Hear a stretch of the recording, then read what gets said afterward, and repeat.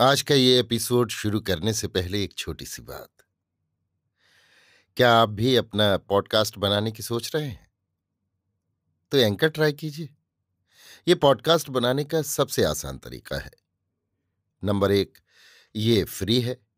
Number 2, इसमें कई सारे ऐसे टूल्स हैं जो आपको अपने फोन और कंप्यूटर पर रिकॉर्ड और एडिट करने की फैसिलिटी देते हैं।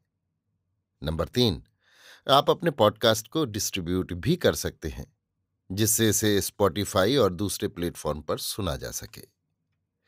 तो डाउनलोड कीजिए फ्री एंकर ऐप या विजिट कीजिए anchor.fm पर अपना पॉडकास्ट स्टार्ट करने के लिए। ये तो थी एक छोटी सी जानकारी, और अब शुरू करते हैं एपिसोड का सिलसिला। तो आज के एपिसोड में लीजिए सुनिए आचार्य चतुर्सेन शास्त्री के लिखे उपन्यास सोमनाथ के 7वें भाग भैरवी चक्र को मेरी यानी समीर गोस्वामी की आवाज में। रुद्रभद्र पैर पटक पटक कर इधर उधर घूमने लगा। मध्य की झोंक में उसके पैर सीधे नहीं पड़ रहे थे। आंखें अधमिची हो रही थीं। वो रह रहकर कोई अघोर मंत्र बड़बड़ा रहा था। इसी समय दैत्य के समान दो अशुभदर्शी व्यक्तियों ने वस्त्रों में लिपटी हुई वस्तु उसके चरणों में लुढ़का दी। रुद्रभद्र ने भारी कंठ से कहा, निर्माल्य मिला? मिला। उसने आवेष्टन हटाया। मूर्छित चौला की देह यष्टि उसमें से निकल पड़ी। उसके शरीर पर वही नृत्य की पोशाक थी। कड़ी मूर्छा के कारण उसका मुख पीला हो रहा था, पर इस समय भी वो वही पारिजात पुष्प गुच्छ की श्री धारण कर रही थी। रुद्रभद्र के मद्द घूर्णित नेत्रों के भारी भारी पलक त्रसित हो उठे। उसने कहा, जृंभिक, उसे अमृत दे। जृंभिक ने मद्य का पात्र मूर्छित चौला के मुख से लगा दिया। श्वास के साथ ही मद्य उसके कंठ में उतरने लगा। रुद्रभद्र ने वहीं भैरवी चक्र रचा।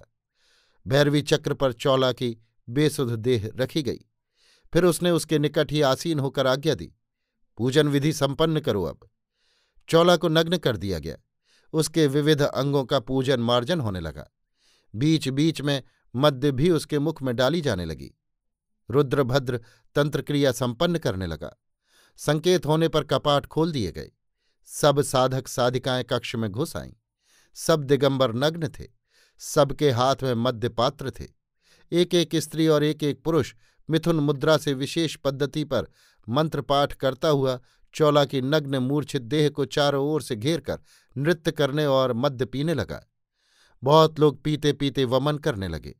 बहुत निर्लज्ज अश्लील चेष्टाएं करने लगे। बहुत बदहवास होकर भूमि पर ही लौट गए।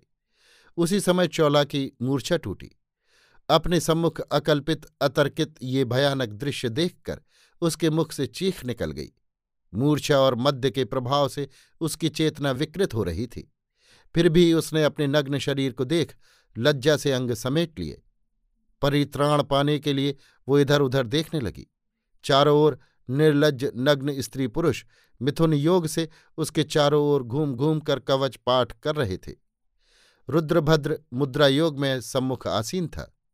इन सब निर्लज्ज और विभत्स स्त्री पुरुषों तथा दैत्य के समान भीमकाय रुद्रभद्र को सम्मुख नग्न बैठा देख चौला ने भय से दोनों हाथों से आंखें बंद कर लीं।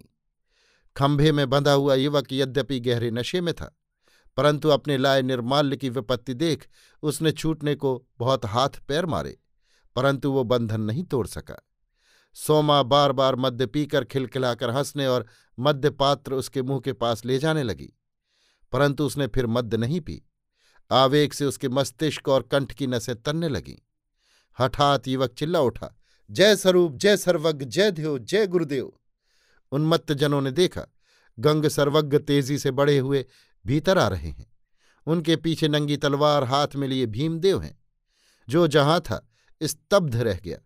कुमार भीमदेव एक ही छलांग में रुद्रभद्र को धकेल चौला के निकट जा पहुंचे। उन्होंने झटपट अपना उत्तरीय उस पर डाल दिया। चौला लपक कर भीमदेव के पीछे लड़खड़ाती आ खड़ी हुई।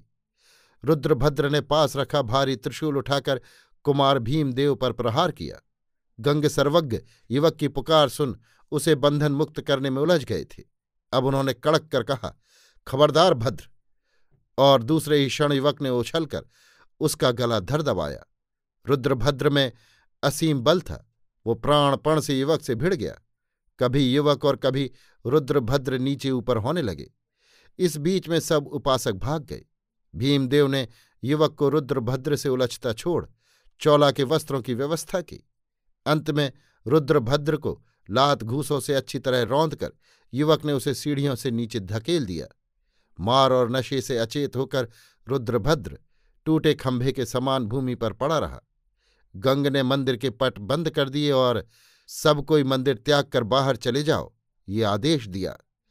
मूर्छित रुद्रभद्र के शरीर को पार्श्वग उठा ले गए।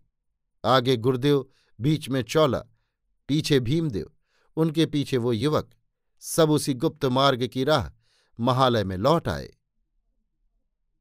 अभी आप सुन रहे थे आचार्य चतुर्सेन शास्त्री के लिखे उपन्यास सोमनाथ के 7वें भाग भैरवी चक्र को मेरी यानी समीर गोस्वामी की आवाज में।